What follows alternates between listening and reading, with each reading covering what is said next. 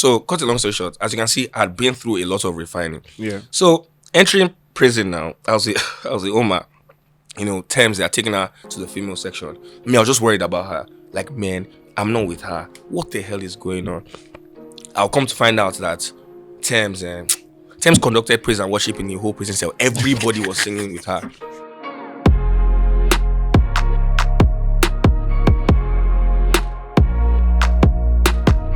What up, people? It's your favorite podcast man back again with another one. I'm Michael Scenario. And I'm Moro Walgunkoya. And this is MENISMS. And we got a special guest in the building. Special guest. Special. I'm shy. I think thing is, he's my guy. Our guy. Thing is, I always tell people that when we bring guests on here, there are people. You get what I'm saying? Like, these are our friends. But we also have to give them their flowers because they've worked hard to get to the position they're in. So I would like to introduce you all in a very simple manner. The manager of one of the biggest artists. Not in Africa. In the world. Boom. In the world.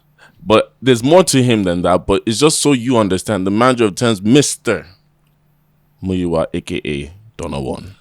Yeah, my brother. Clap now. Everybody can clap. Everybody in the studio can clap. You don't have to clap. And the thing is, he reached to clap. and the thing is, even now, you know what's funny? Even just doing the introductions, like Toby said, it's like doing that. I felt awkward because like, this is my guy. It's my guy. But it's like, but like you said, the flowers are still the flowers. Hey, Jesus, this is a welcome. I'll say welcome.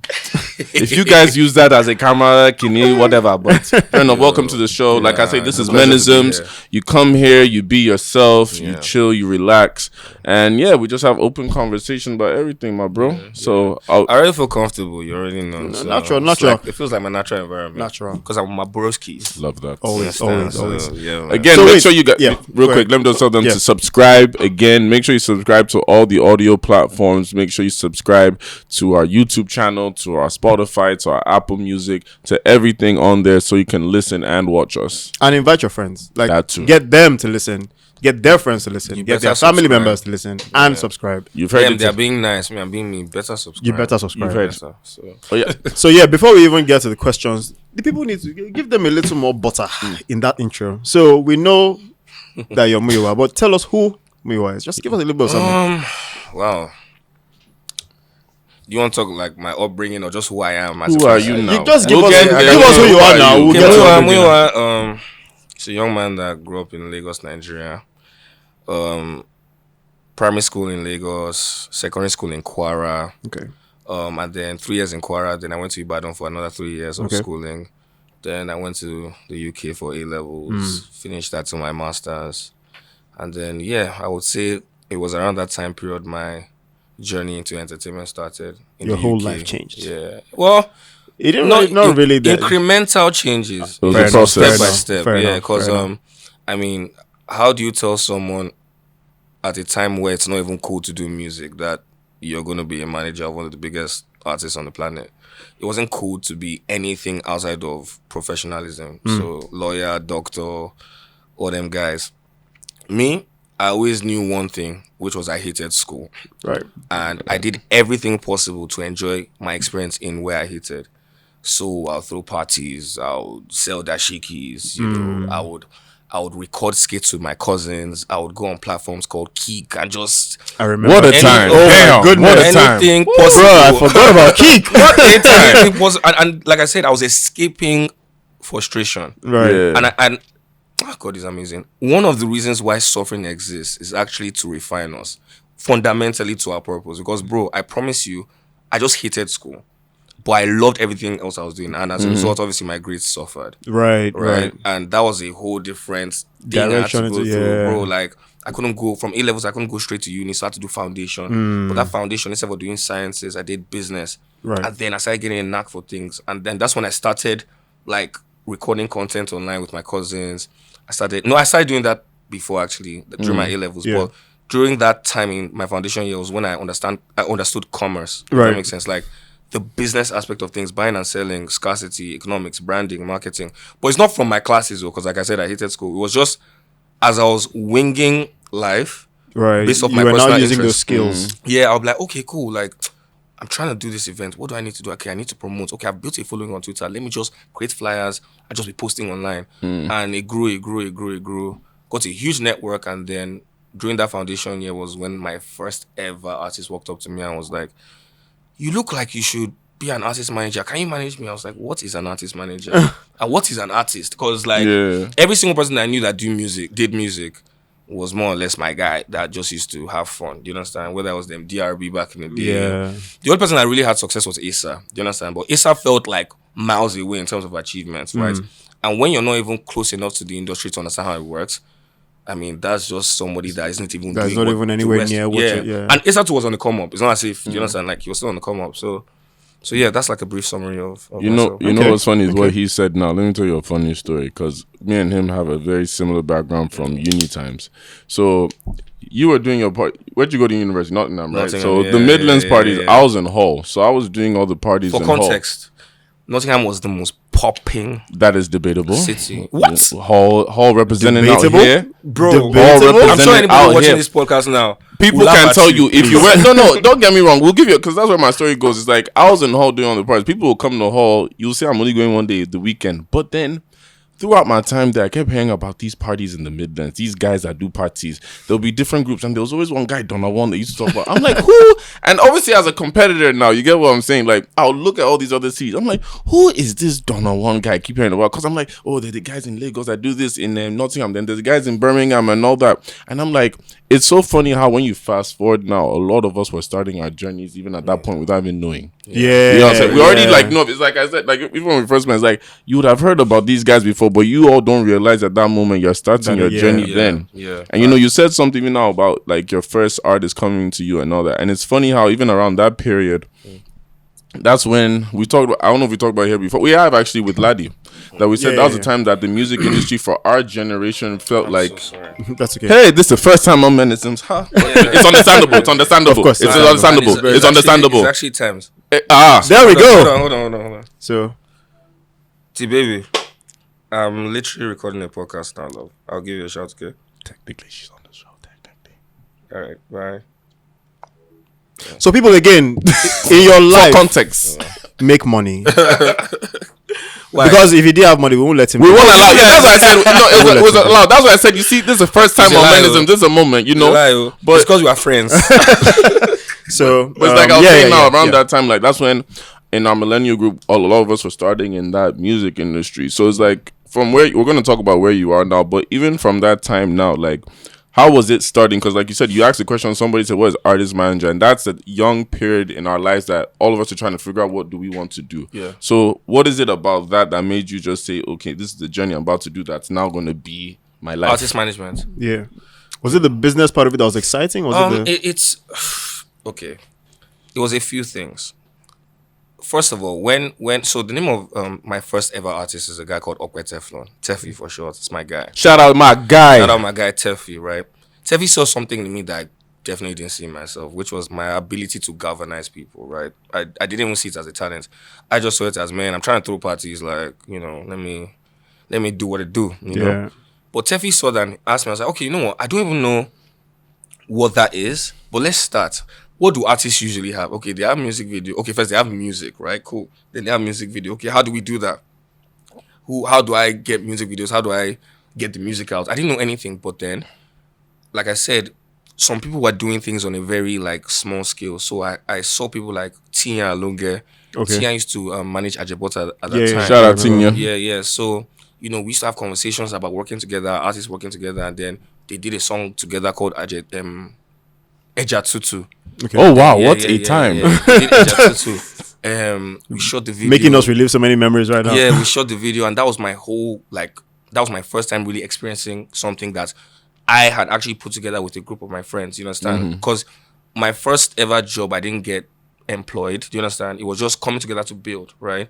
And that experience I loved. So I loved the fact that I could control my life, do you understand? I love the fact that not just controlling my life, but doing what I wanted to do while being in control of it. You understand what I'm saying?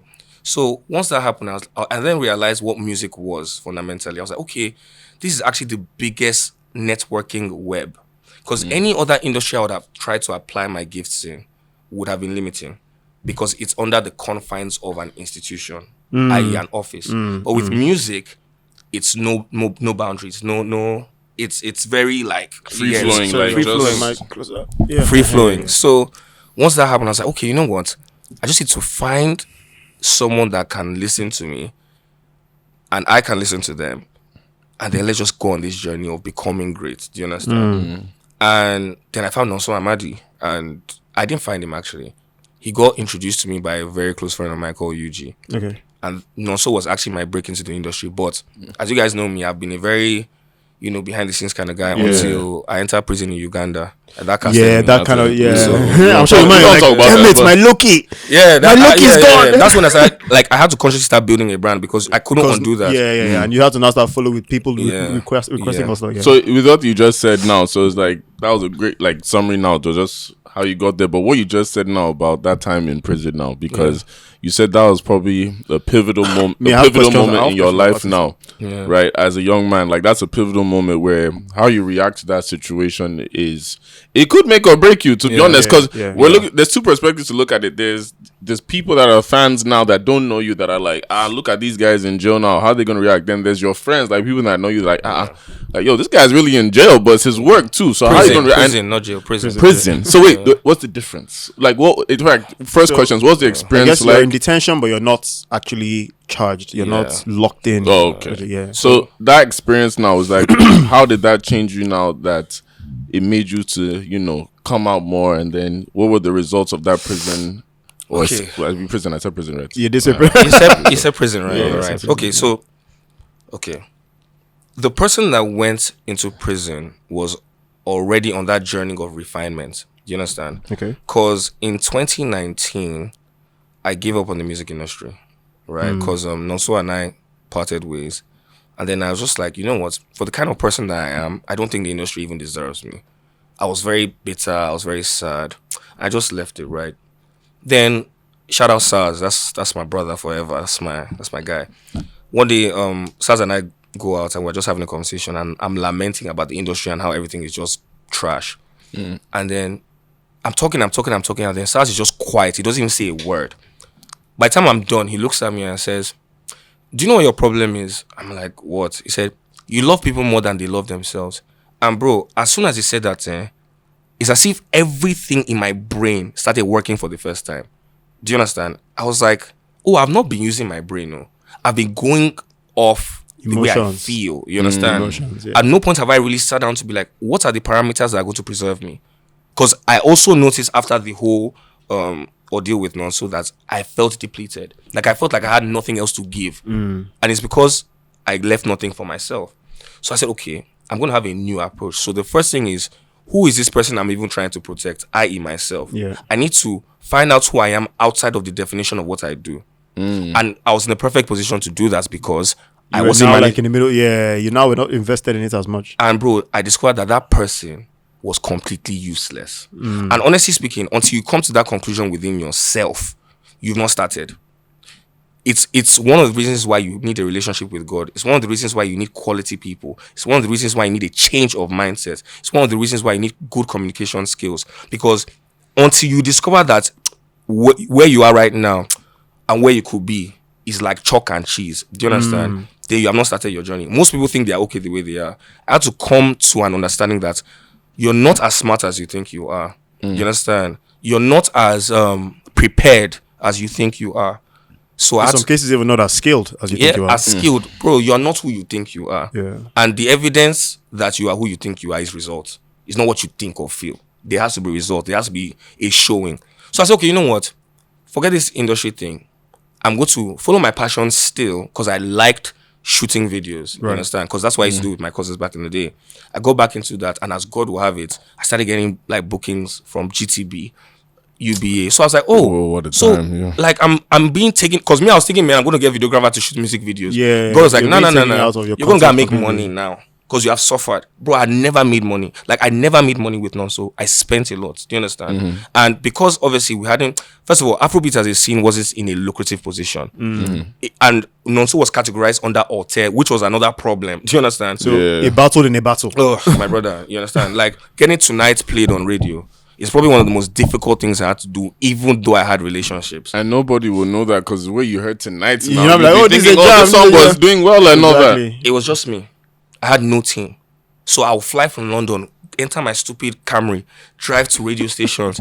That Camry is stupid, it used to break down. I will drive to radio stations, beg my cousin Moe. I love you, Moe. Moe will make sure she plays it because obviously that's my family. Yeah. But then I had so many people that I then made friends with that eventually helped me. As I was doing that, I was working on digital strategies because for me personally, my fellow music executives, I love using Mystique as a programming tool. Okay. Some people like their artists very obvious in your face. For me, it's quality over quantity, which is why with Tems, you see now that most videos that blogs take is from my story, right? Like it's from my Instagram story. And that's very intentional. I don't even care for credits because everything that I post is intentional to make her celebrity her marketing tool. I'm not going to use gimmicks because she's an artist. She's not your entertainer. And there's a difference between someone that makes music, someone that is an entertainer, and someone that's an artist. Now, I'm not saying that you can't find these components within one person. Yeah. But whatever you choose to lead is what you'll be defined as subconsciously. And because most people aren't articulate, they can't even define what they are seeing. So you say, oh, this is an artist. Actually, no, this is an entertainer. A lot of Nigerian artists are entertainers, yeah. Bro, D'banj was conscious enough to actually understand this about himself. Do you understand? So he made sure he gave you entertainer parts, still did artist parts, still, so I get it. So that was a P. So you see, I've gone different. what are you talking about? This is how it happens. This is how it works. You'll just be talking, and before you know it, it was about when you left. So let's talk about like the experience now, how it changed you now in terms of making you come out your shell. Yeah. So cut a long story short, as you can see, I'd been through a lot of refining. Yeah. So entering prison now, I was the Omar. Tems, they're taking her to the female section. Me, I was just worried about her. Like, man, I'm not with her. What the hell is going on? I'll come to find out that Tems conducted praise and worship in the whole prison cell. Everybody was singing with her. Paul and Silas P. She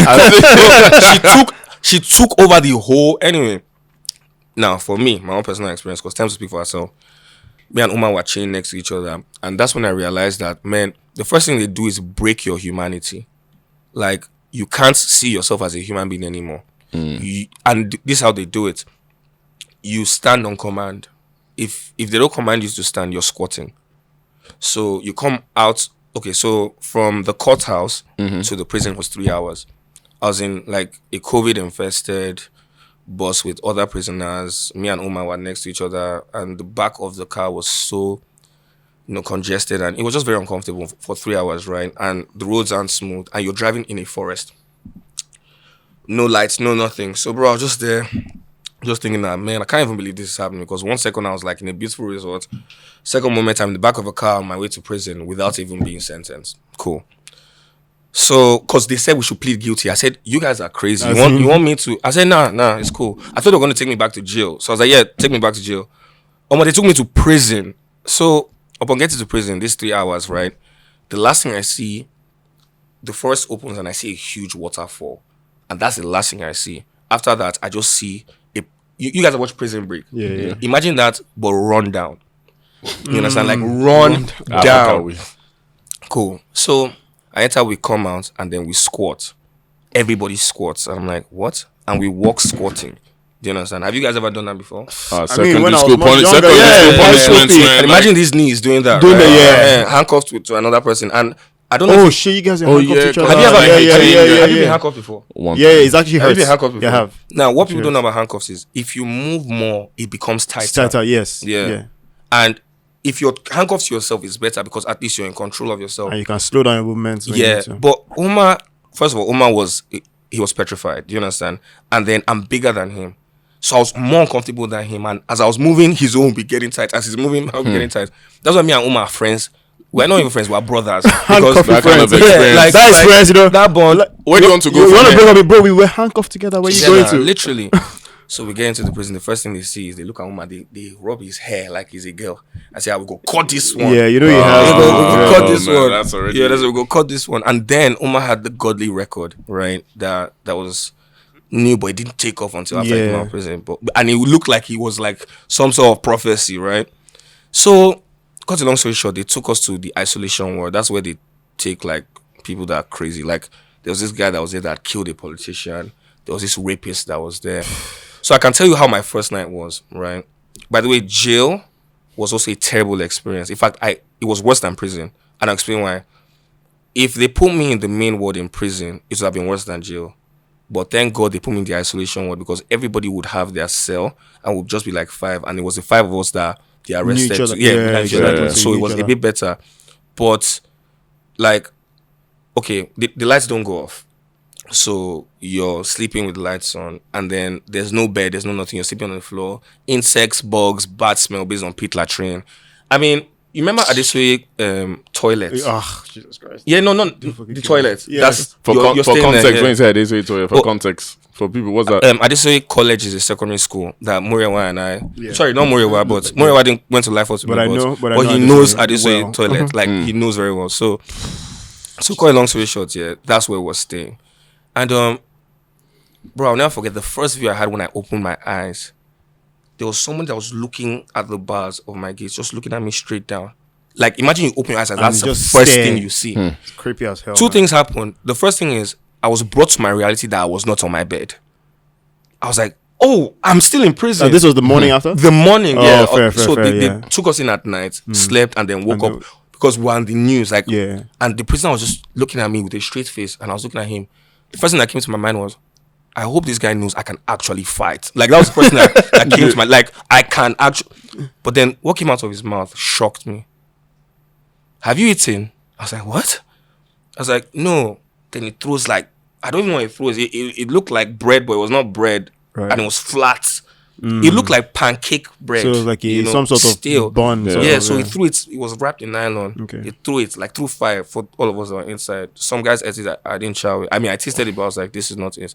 So he was like, you guys are over the news, you know? And I'm like, really? It's like, yeah. Then he threw a newspaper in front of the newspaper as well. I'm like, this thing is really a big deal in Uganda, Sha. So the cell doors were open. Then I went out. Then I met a couple of prisoners and I spoke to them, bro. And bro, I met a lot of killers. I met a lot of rapists. But the fundamental thing I learned, because like I said, at this point in time, my mind was fortified. So I was speaking to them on a one-on-one basis. You know, anybody that cared to even have a conversation, I'll have. But one thing I learned, bro, like, there's nobody that is beyond redemption. Do you understand? Because, and this is the best way I'll say it, the lion chases the deer, praying, God, give me food. The deer escapes the lion, thinking, God, you saved my life. At the end of the day, God gets the glory, right? Everybody has a reason why they're doing what they're doing. And even if it doesn't make sense to us, all you need is a real conversation to have full context. Because that's the problem. We don't have full context. Why would you kill a politician? They won't tell you that that politician raped this guy's daughter if you... Do you understand? That kind of thing, exactly. So, yeah, that's why I learned. Don't quickly judge, because you don't even know what you do if you're in this position. And that's why I said, I know more of what I don't know than I know, which is why I keep humble and I don't even talk too much. Even if I have an opinion, I don't express it. Yeah, because you don't know the amount of backstories that have led to whatever you're about to share. It's your crazy. Own opinion. No. Obviously, there's some inexcusable things like raping. That I can never. Yeah, In fact, I don't think you have a reason. Yeah. And the only reason why I couldn't let off is because, bro, like prison is actually like mafioso. You don't know who is with which sect. Yeah, exactly. You don't know who so is you the can't now oga. say you want to be this guy's guy. And we're now in a place like Uganda now that we I don't don't even know. know. I don't even speak English, bro. Like that's not their first language is Swahili. Yeah. So I think, please, if I got that wrong, I'm sorry. For all our fans in Uganda, you know, can correct put us us, in the yeah. comments. What's Just the language, let me know please? the official, but it's a language I didn't know. Okay. And yeah, I was just very, very careful. The first thing I tried to do was find out who the boss was. Omar spotted that one out very sharply as a street PH boy. PH boy, quick. You know, so yeah, we were there for like, 2 nights and 3 days. And the third day, they just said, where are the celebrities?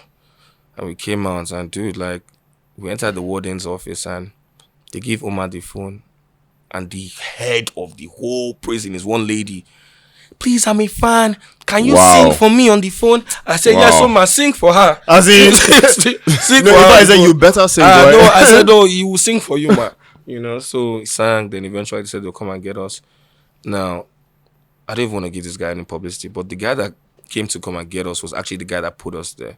Some random guy. Some random, yeah. And dude, like, I'm sure he must have had a disgusting look on his yeah, face. like no, he wanted to act like he was a hero coming to save us. Fuck that. So very quickly, it's Omar that, because I was telling Omar, once we get into the car, this guy's going to hear when. as I entered the car, woman was just tapping my leg like So this. me just It's calm down, I okay. beg. And eventually I was like, let me just get to my own country first. And then the rest is history. Wow. So I have one very important question. Mm. In all of this, please, how did your parents react? Because I think that's the What's first the thing. question? As soon as I entered my parents' house, my mother started singing praise and worship. There has to be. She If was there's no just drama, it can't be. singing. No. No, she was just singing. My father too was happy.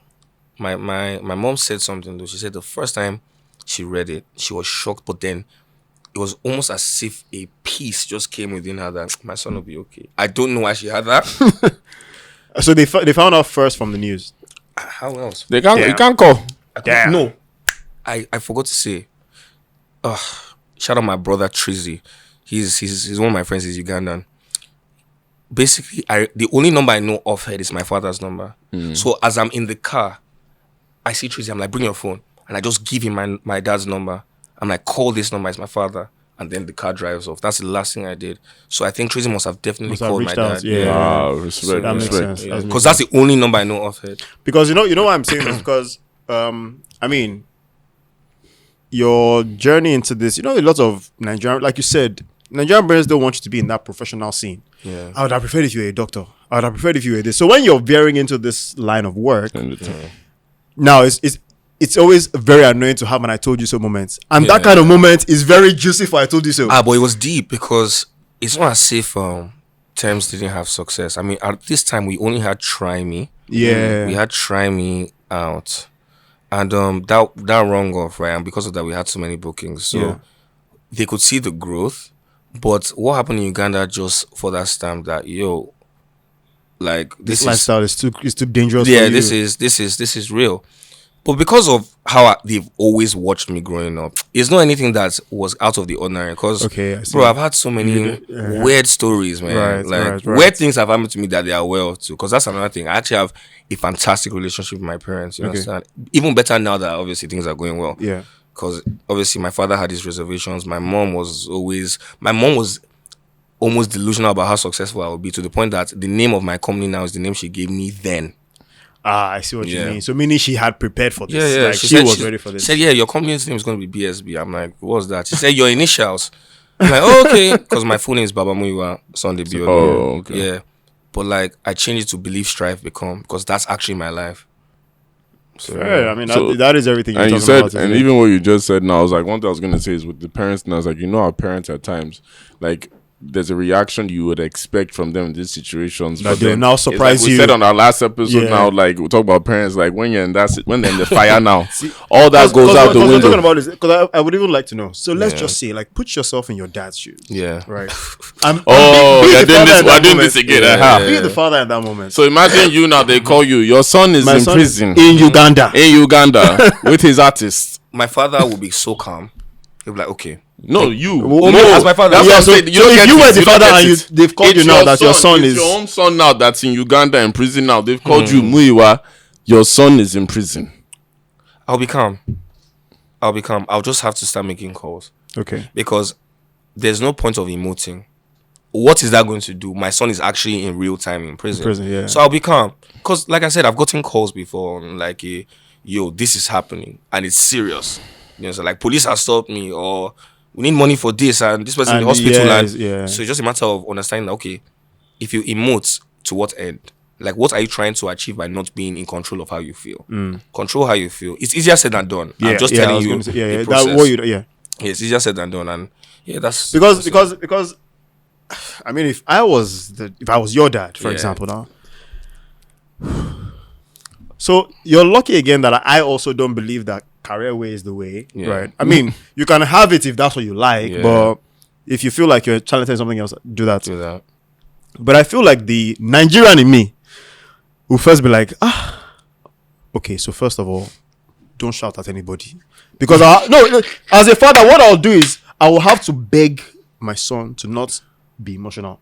So you see, when you said that, you can't shout and everything, my own is I won't just make calls. I will first warn you that please, because I don't have control of. No, but how would you speak with your son? Okay, well, that's true. He has a point. Your That's son true. has gone to prison. That's true. He has a point. And you know I what's can't funny? reach You know out. why I'm And it's a laughing? random This is number. me thinking about You know, the I'm other laughing guy. at bro, because I was Fuck. like, you are going to be so funny as a parent. I can't wait. Because like that Nigerian parent, like, what do you want to get? Please don't get me. Let me. in trouble and This all that. this I would have beg been of me. you. This would have been me real time. I get the call. No, your son is. You know, I mean, I imagine. My wife is next to me. I'll just be like. No, I would only do this so that she can ask me, babe, what's wrong? They've arrested our son. But you know the funny thing is that my normal self will probably not say anything, but I need to juice that moment up because in my mind I'm like, I've lived for this Nigerian parent moment all my life. I need to execute. You know it. what's so messed up? You know what's so messed up? Me, I have the opposite side because there's a funny thing you just said now that I'll tell a story about. But You it's like start for me, pissing around the room. no, that I wouldn't even. That's a funny thing. There's a sickness in me now that will say, "Let me see if that boy got it." Yeah. Let me just see. And I'm sure that's what I Like, bet very you sure. know. I'm panicking. Let's don't get wait me it wrong. out. Let's My wait it brother out. just see like, hey, Let's you wait it got out. it in you. Let's wait it Because out. even if he said one thing just now, like I've called him when I've been stopped before. In fact, was that Yaba night? Yes. Oh, I fair. got That one. In fact, that's yeah, what I you said know about what, that. yes. In fact, he was the one people I got because I was like, wait, okay, at this point now, who am I going to? Because I was just thinking, friends, it's like Muiwa's around. Muiwa. Yeah, they got me again. And I think again, I said, yeah, man, like, they got me again. Oh I'm like, my hey, can you help goodness. me out? But it's like, yeah, all right, thank you, I appreciate you. And once you did that, I had to now go and talk to them. And yeah, it was a normal again. See that again. I'm sure when he said again, it's like this guy. It's a lot of shout out to all the I've friends, the told you. real ones out there that have looked out for me in this Lagos. Because The real ones that keep getting in and this is what I say, trouble. like with my children now, is like because I've been through like there's certain things you've been through that is like I was talking about it earlier, saying our generation of. Our generation, basically, the kind of parents we're going to be, we have a big opportunity now where we can change so much because we actually can communicate to our children. Yes. It's Our just a case parenting of will if be you very will, different. Yes. but we can because we've seen it. We've been in that internet generation. We've also seen the older generation that we can process it now and actually talk to your kids in that kind of situation. Because nobody talks to. In fact, you'll be scared to even call your parents at first saying, "Do I want to call this woman now and just go through it?" But in the end, who's the first person you're actually supposed to call in trouble? Yeah. Your And you parents. know the funny thing is, like he said, like you mentioned about having a good relationship with your parents. I mean, to a very good extent, I had very good relationships. Like I could, for example, that kind of thing, I would definitely call my dad without. Yeah. I also have my dad's number offhand, my mom's number as well. I would instantly call my dad to be like, okay, I mean, this is what's happening. And I think you know, just like you, like how you said your dad will be calm, my dad will also be calm. And I think a lot of us as men have taken that. You see, when you see. You know, like how you mentioned that you would expect something from a Nigerian parent. Yeah. Then you now don't get it from your own Nigerian parents. Like how sometimes you've also mentioned that you have some conversations with your mom, you have to sit down with her and talk to her. You know, she's still a Nigerian mom, but she's not answering things the way a typical Nigerian mom would. be. And I had those experiences, you know, growing up with my dad as well. I think that has shaped me to who I would also want to be as a parent. Yeah. Of course, removing a few things because he still brought some traditional mindset. Like how you mentioned that your dad was a bit reserved about you going into the industry where someone like my dad will even push you and say, if you know his music gonna do, let me know. I'll buy you instrument. You are lucky. That's how my dad is, right? Yeah. And doesn't also change the fact that he's still a very traditional person. Still a person that'll say, okay, you know what? If you're gonna find a wife, make sure someone that can take care of your children. Those things that you still feel like you are not in your time. So anymore. what would you guys say for both of you now was the turning point in relationship with your parents, or if you're still going through it I can now? answer that Because one. all of us now are adults now, so there has been a turning point that you can tell it was at this moment. Yes. That your parents, like for me, They knew my you were mom is an just my adult. mom. So it's like there was a moment. I want you guys to go, or I'll go quickly. Mom was, I think, there's two moments when I got into my masters. That was a turning point, and then when I think it was last year when like my mom saw the content Sunday, like everything was, but everybody kept coming out to her every day. We see your son, we see your son, we see your son, we see your son. So it was just like all those years of fighting. It's like, I told you. And then the masters one was just like, wait, you got into you going to love what? Like, because it was a shock. So it was the dynamics had to change of respect. Right. It's like, okay, my son is actually on the right path. So that's what I say for you guys now. What were those moments? You want to? Yeah, okay, let me go first. So it's ironic, but this podcast is one of my 30 moments. And Makes sense. I'll See tell what you- MENISMS is doing for people. And I'll tell you for a fact. So, I mean, professionally, I'm an architect. I'm also a fashion designer. So, you know, these are things that are still within the typical business line of a Nigerian. I mean, being a designer means they'll call you tailor, so to say, but that's still something that their generation had. Yeah. Because so I'm not exactly introducing something new. But then there's this podcast thing now. See, now most people who appeared on TV in their time were either newscasters or actors, actresses. You never just had people we're just here to just talk about our opinions. They barely had that, right? So having my mom say, I think I mentioned this in one of our episodes. Having my mom say, "Oh, I even watched one of your podcasts." I said, "You did what?" Wow, that's so important. You know, so and not just that. She said she watched it because her friend said she saw me and recommended it. Your friend recommended. For you to recommend something means you've seen it, you've liked it, you've called somebody else to come and partake in that. And I think for me that was a turning point because everybody else around her started to make her feel like your son is intelligent, your son is wise, your son is this. So it started to the vision she had of me was now suddenly so different because we had never really had that, and it's funny, a lot of Nigerian parents and their children don't have that adult conversation to know if your child is really an adult. Not even conversation, relationship. Exactly. So, and it was at that point, it now occurred to her, and even to me now, that even when I say something, she's listening to me closely. She's actually willing to hear my advice on that. She brings a situation to the table, and I'm like, what do I think about this? And I'm like, okay, you know what? If I was going to do this, I'll do this way, and this way, because this and this will happen. And she's like, that makes sense. Yeah. And same thing with my dad. Yeah. People will call my dad. I'm like, I saw you on the podcast. That he's doing so well for himself now. Yeah. And I think there's just that thing about, your parents see you, they know that it's not necessarily about what you're doing. It's about the fact that thing you're doing it so well to the point that people are like, this is your child. Yeah. I think that really, creates the criteria for a turning point, really. So, but what about you? I mean, first of all, having Nigerian parents, you already know that as their child, you are an extension of them. Yes. So therefore, you must make them proud. Now, what tends to happen is they try and control that narrative because they think they know what's best for you, right? Yeah, exactly. Naturally, it comes from a place of love. But I also feel there's a little bit of paranoia attached because they don't want you to embarrass them. Yeah. So for me, personally, it started by I had to stop doing things for their validation, which was tough because I would want to explain everything I'm doing in the come up. Oh my goodness. I did this, I did that. Because they keep telling you how it's not doing anything yet. You're like, you know what, it's a process. Yeah. And it's not even that. I'll tell them the process, but the process was nothing. Yeah, because it's not something you could see. It's not tangible. It's not tangible. So for them, it's like, well done. I'm like, well done? Like, don't you know what this means? I just told you. My dad always says this thing, and now I say it to him.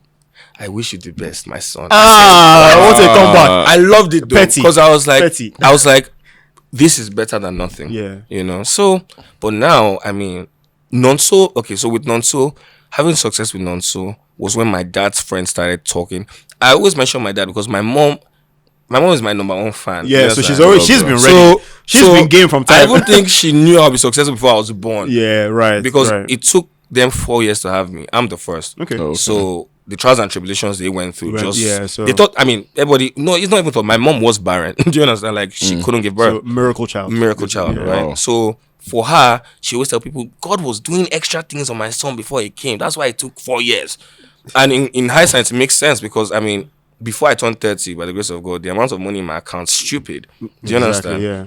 So for her, it's like miracle child. So she's always believed. My dad is a star in his own world. Do you understand? So for him, it's like, what could this youngster probably know? Forgetting I'm his son. Right, exactly. So by extension, exactly. So what now happened was with Tems, bro, and for my dad, that one has blown his mind the most because, like I said, when also left me, I freed the industry. Then I come back to tell him, yo, I'm managing this girl. Her name is Tems. And then I played Try Me to him. This is before Try Me even drops.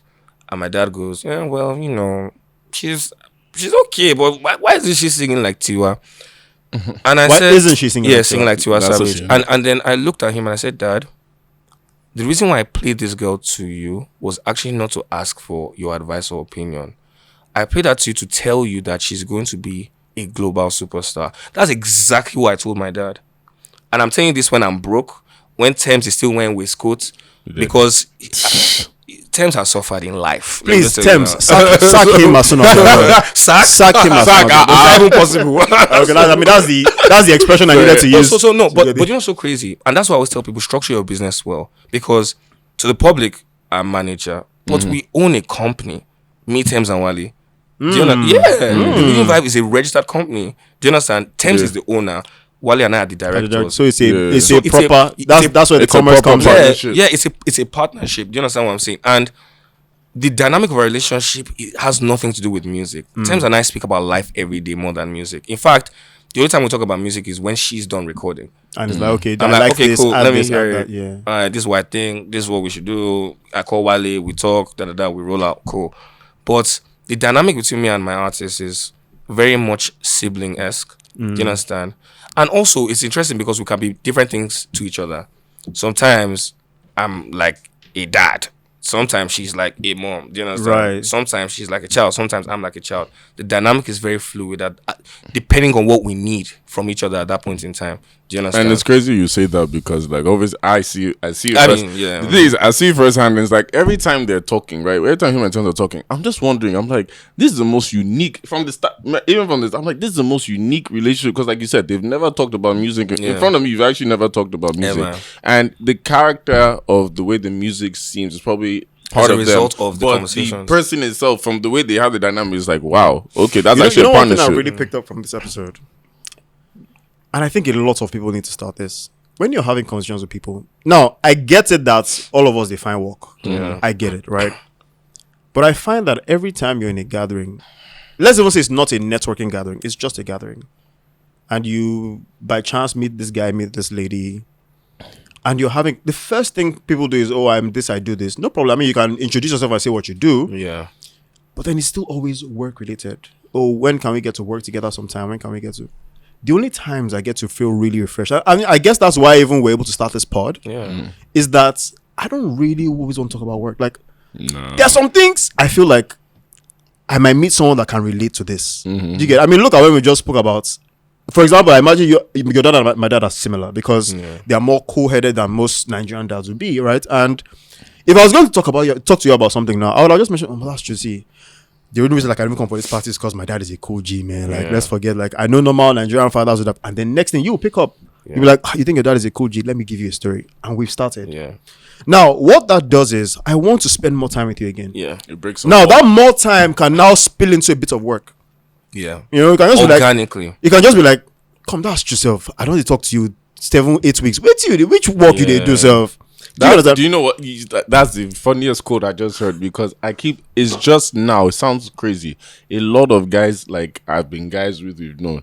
It was just recently I'm trying to find out what they do it's exactly. Just been, we've been going to parties together. You've been coming to my party. It's just guy man, and then it's maybe in the last 2 years that you just see them do something. Yo, what did you do? Even like, you, this was even you yourself. You know, funny. Like we actually, I didn't know what he did for a while. The next, you know, it's just like, I'm an architect that designed this. Wait, oh, sorry, not designed this. Designed iFitness.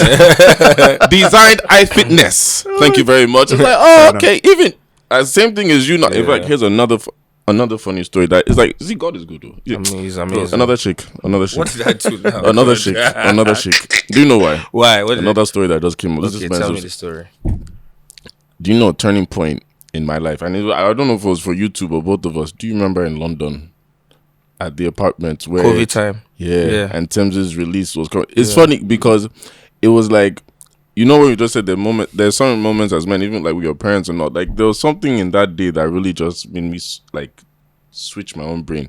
We're all sitting there, COVID, we're stuck there, going through the worst time and all that. So for me, going to my friends' houses was like an outlet. So I used to just run to this guy's house, just sit down there. And it's funny how you said that conversation, not talking about work. Did we ever even talk about this guy would bring, I haven't told a lot of people this story, just my guy. This guy would bring artists, UG, producers like what was that guy's called? What's his name? Jules. These guys. Malik there was Berry. another rap. Malik Berry came. Yeah. There was one rapper from. Remember that guy, that big don that could rap. Yeah. And these are all artists. So now for me, I'm in the industry in a way that I know exactly. And you throw parties, you're gonna need their kind of crowd. But the thing is, the funny thing, that was like my safe space. Yeah. That's what people didn't know. That was my safe space. Like coming to this guy's house, you just see guys vibing. They were talking about work and everything, but it was just like I feel safe here and all that. Then fast forward now, it's like I'm now in a position now. It's like the advice for young guys, like I'm in a position now that I can, if I want to talk to these guys, because I have my value now and all that. Yeah. And that's what I said with the advice you said. That's what I said. That was such a joke. Shake for you, man. You too. The shake was for thanking you for that period, but the shake for using that. Because it's like, bro, there's so many organic relationships, especially in this entertainment industry, that if it's organic, you don't even need to talk You too don't much need about to. business, You don't because you need two, to. you have your value, that Yeah. person has their value. And I think the most important part is a lot of people need to they need to feel less used. So when you know that genuinely me and this guy have a rapport. In fact, this anytime I talk to this guy, my brain they open, and it's not even open based on work, just on life. Life. Do you understand? Every time you want to be around the person's space. Yeah. So when you now realize that you know what they do and they're actually pretty good at what they do, see, unconsciously you're looking out for connects for them. Yeah. It might not even be from you. Just that you know, you just hear one of your guys. First to mind. You just want that's First to mind. that first to mind is not because they've been talking about work. No. But because they've been talking about everything else, and you know that this person has a head on his shoulders. I can't afford to see this guy not do well, I beg. Yeah. He's too widespread and too refreshing for me to speak to, for me to not plug him to something at least. Yeah. And it's not because they've asked you for work. It's not even also like the guy is being hungry or anything. It's just being a regular guy. Every time you guys talk, it's just, in fact, you look forward to it because it's your break away from work. Yeah. So if you can be a break away from work for someone, You're a refresher. and I think this actually translates across just friendship relationships, across it goes across to even marriages, goes across to even like parental relationships. Because if you're married to your partner, if you feel like you're not talking about the topic that is related to you guys in a way. yeah. So let me give you an example of how it comes to light with the relationships. For example, like romantic relationships. If I'm married now, or let's say I have a girlfriend or something, and you know we're always just talking about each other's responsibilities in this marriage, as opposed to Modishege where I see today. See, God help us. Tell me about your own day. So, and you're just giving me breakdown of this friend that was your friend before, but she's acting funny, and I'm giving advice. I'm like, you know, let me tell you, I even had this friend too. We're just gisting. What happens is when it's time for the other person to carry out their duties, there's no feeling of I wish I didn't have to do this. Yeah. You're a little too excited to even do that thing, right? So, say for example, I need to pay bills, and the bills are annoying me. But the person I'm paying the bills for to take care of, like, I know that every time we talk, she's not talking about have I paid that bill, have I paid this bill. Have you heard always be for those on the street? Have you heard? Take this in, Sha. You know, so I think it's something people can really, because like I said, it's not just friendship. So people who are married don't feel like it doesn't apply to them, or even like people who like a child to parent relationship don't just as a parent tell me must do this, and then me too as a child I'm also telling you okay you must pay my school fees, pay my this, because like I told someone, you see that introspect you get when you put yourself in someone else's shoes. This happened a lot to me, especially with my parents. Facts. When I'll be honest though, a lot of us grow up very privileged thinking, okay, yeah, my dad will pay my school fees, but you never actually thought How the it was suffer How it was happening, the stress. And the thing is, at this age now, you are seeing It's just not- a small it's small- preview because exactly. there's no children yet, so and the hustle's already. Exactly. And now you're not thinking to yourself, but I don't get it. Why is this man not paid? Why is this man? He's not my dad. He's meant to do this. It's meant to. Yeah. Now, if we ended up having casual discussions with our parents, right? You know these things will come up.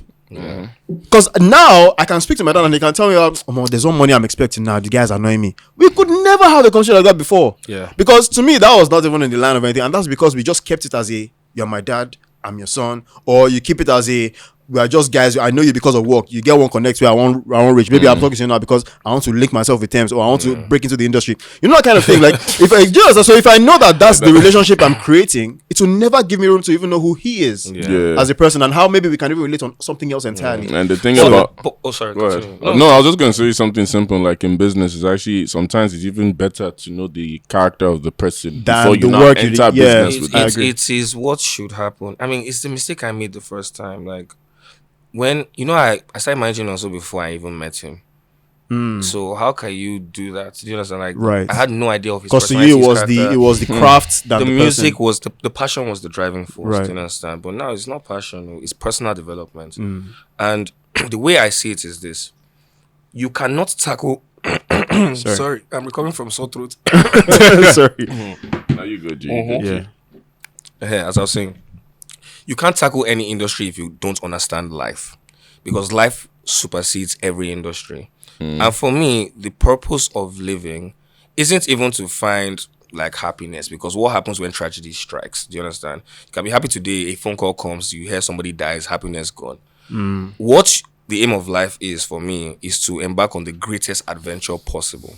That's actually what life is for me. And when you do this, it refines your character by default. If you take on life with an ending goal, you have capped your ability to grow. Because the moment you get that, everything becomes some sort of opposition. Because trust me, with more success, it's easy to be guarded. Do you understand? Yeah. It's so easy to be like, But in order to be open, that can't be the focus. Oh, I want to win a Grammy. Okay, win Grammy. Ah, man, I'm too big because dude, like The next stage should be another 2 Grammys, another 3 Grammys. it shouldn't even be that. It should be, now that I have this Grammy, who am I? So that's what I do. I reflect. I have a deep sense of like introspection when it comes to self-analysis, because okay, I have this Grammy, how do I feel? Have I really changed? Okay, if I didn't have this Grammy, how do I feel? Have I really changed? And really, at no point has these things ever defined me fundamentally. And you have to get to that point before it comes. Do you understand? Because you don't get there and automatically that starts happening. Yeah. You actually have to be there before that happens. Because I always tell people, you don't chase success, you become success. Do you understand? And then everything you do becomes successful as a result of becoming success. Yeah. But what does it mean to be a success? It's you aspiring for your higher version constantly.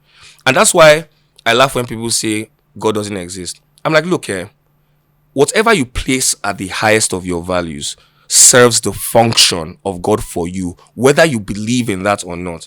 So if money is the highest thing on your value proposition, your interactions are always it's around geared that. subconsciously towards that goal. Yeah. Whether you know it or not. If it's, I want to start my podcast, if that's the highest thing on your value chain, your You're always actions. talking about, yeah. So whatever you put as the highest serves the function of God for you, because that is what you obey. Now for me, it couldn't be anything that can perish. That's the first thing. Because the moment it perishes, I have no identity. Yeah. Do you understand? So the things I've subscribed to, when I say it's the highest, bro, it's like, it's deep, basically. But yeah, that's what sustains you, and then you transform. And when you transform, because you literally become the things that you do, Yeah. you are the people you listen Yeah. to, you are the things you interact Yeah. with, you are the things that you eat, you are what, do you understand what I'm saying? So focus on the tree, not the fruit. That's what I always tell people, so that the tree can bear more fruit. Do you understand? I mean, and this makes sense because you mentioned something, and for me, it's such an eye opener. Because even aside, I mean, no matter what aspect of life, it literally applies to everything. And by that I mean, say for example, end up getting maybe like 500k subscribers on our YouTube channel. Guys, are you listening? If you say 500k subscribers on our YouTube. When we do. Now, like he said, there has to be a lot of introspection. Yeah. Because if we then get to that point and then we say, okay, this is where we are now. We're now these people who have 500k subscribers. Do you know, I've gotten to find that a lot of people who get to that pedestal, because that's what it is, it's a pedestal. A lot of people who get to that pedestal, the ripple effect of it is not actually how they feel, but how others expect them to feel. Yeah. So your fans expect you to now be that big. So you see, like now, if I'm an artist and I win a Grammy, my fans have now put me. I'm not the one that put myself. Yeah. My fans have first put me in this place where you are now a Grammy winner. Yeah. I've taken that projection and I've put it on my head. This is how a typical person does. Oh, because my fans feel like I'm a king of music now because I've gotten Grammys, I will now be a king of music. It's not what I wanted for myself in the beginning.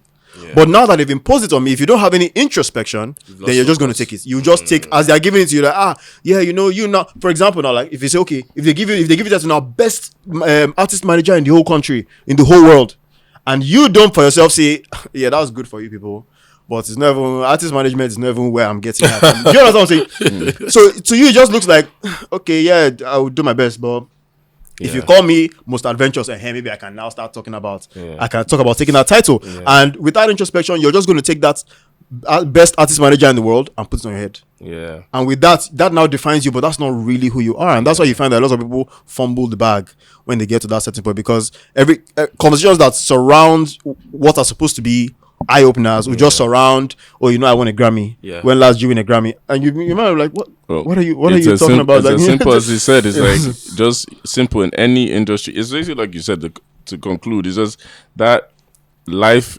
We said something just now about how, like, if you can't conquer life, you can't conquer any industry. Thank you. Because it's like you say, if you don't actually know yourself in this life, and when you now start entering those doors, those opportunities, it's still the same mindset you're going to be carrying. And you see it with people, and that's why I said that's one of the biggest lessons I've learned this last few years in terms of becoming a young adult. Because all of us here now we're in our 30s, right? Yeah. 30 plus gang in this, 30, representing well, 26, plus gang. 26. I'm approaching 16. Let's go. There we go. Yeah. You're the only one that's 30. I don't know where you got Yeah. that. You look older than me, so but even with that, like now, because like you said, 30 is like 30. Guys, let me just say this quick disclaimer, because I heard some of you don't like when I talk about time, so I apologize about that. Why don't they like when you talk about time? Because they want us to talk more. They want us to continue. I'm trying to be time conscious at the same time, you know. Yeah. But the reason I was saying that's because, like, again, we're all 30, and it's like even at 30, it's like it was like a change in mindset I too. hear you. And the first thing that I kept asking myself at 30 is, who are you? Who are you? That was because I actually because I don't know See about that? you Who guys. are you? What have you Let done? me. You guys are like where's Those are two different questions. Two different because questions. I had to sit down and I was like, wait, who are you? And the reason I asked that is because I look back at my life now and everything I've done, and I'm sure you guys can really just look back. Yeah, that's true. You still haven't done everything yet, too. There's still more to do. But at this moment now, that's 30. That's always the pinnacle. Who are you? And when I really actually looked and found out who I was like, damn, I'm actually happy. Yeah. Like yeah, nobody yeah. can actually tell me, like, you are still human beings where you hear the outside noise, but like I said, it's a everyday self-development journey to one, just go closer to God to at least know yourself. But once you do, there's an inner peace. There's something you talked about that too, 'cause about there's an inner even peace. the most beautiful part for me is when you've sat down to look at who you are at 30 and what you've done, and the two align. See Yes. that? Oh, See yeah, when yeah. what you've done That's when confidence links with is who you are. You're like, yes, okay.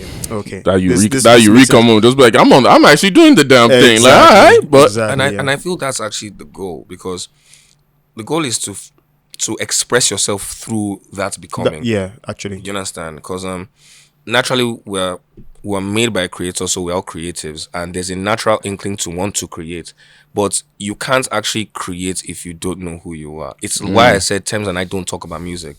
Tems and I talk about and let me tell you how a typical conversation with Timmy is. She'll call me, yo, I'm like, yo, what's up?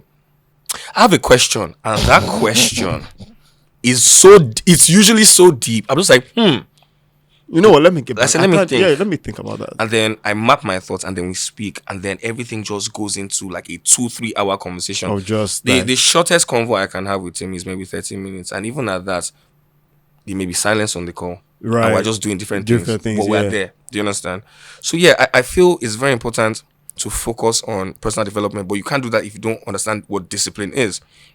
Discipline comes from understanding that you have to carry your cross. If not, you are a problem to yourself and your people around environment. you, Yeah, you have to be living with someone that is not disciplined. I mean, do you have? I don't have a roommate. I No, I can't. don't. live I with can't. I can't even. But if people that have roommates, if you live with someone that doesn't clean after themselves, That's the reason. I mean, that's the reason. yeah, that's first of all, you lack responsibility, so you can't be disciplined. And then I'm coming around and I'm seeing plates everywhere. It's like, dude, like this is not cool. In fact, let me tell you. Do you know that part of why I don't live with someone is because it doesn't actually even reflect who I am. wait, what? Wait, what? The reason I don't live with Can't do it. the reason I can't have a roommate is The way you said it does not just reflect doesn't who I- reflect who I am, and I'm sorry, but yeah, I was so used to it. Yeah. Damn, Yeah, don't worry, yeah. guys. I'll come again. Exactly. See, you heard part Part two is two coming. is coming because of time I'm again. around for a month. So. Okay. I All love right, this. so- So my guy, thank you so much for stopping Oh, I by could do this again. all year, man. You know, Come on, again, man. you guys, you guys need to also understand something. Like, just look at the perspective of what we're saying. These are young Nigerian men right here. This is a young Nigerian man that's doing the damn thing with the biggest artists in the world. Thank you, Think about Jesus. Thank the you, young Jesus. generation that they sleep on in this Nigeria. We're the ones making the new moves now. So Yeah. imagine what we're doing now. Imagine what we can do in the next 10 years. Yep. You know, because again, with even music and even just Nigeria as a product, it's spreading around the world now that now people around the world are starting to see what the new Nigerians are like. Yeah. Okay, you guys are cool. So, Yeah. so everybody that's listening, to everybody that's doing their thing in the culture and your own thing, keep striving, keep pushing, because in the next few years, the world is really about to hear us soon, Sha. Yep. But Yeah. thank you for stopping by, my brother. And I'll just say one thing. I'll just drop this. No one asked me, Nuggets. but yeah, I just have to drop this advice. Like, Yeah. think bigger than where you are.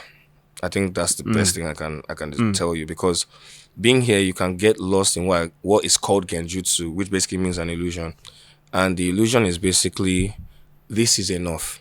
Yeah. It can never be enough. Yeah. Inflation is increasing. You Exactly. understand? If I don't, life is moving. So as Exactly. much as life is moving, Yeah. nothing can ever be enough. Increase your horizon and also equip yourself for that, because you can't go the way you are. That I tell you. Fair. You've heard the free game here on MENISMS, ladies and gentlemen. Again, make sure you subscribe to all our channels: Apple, Spotify. I don't know where else. We are on everything. YouTube. Everything. We are everywhere. Please Again, subscribe, because this time I'm begging, please. Okay. See the endorsements. But again, Subscribe. until next time, guys. Thank you, guys. I'm Michael Scenario. And I'm Mura Welcome, Koya. I'm Donawon. Oh yeah. Go.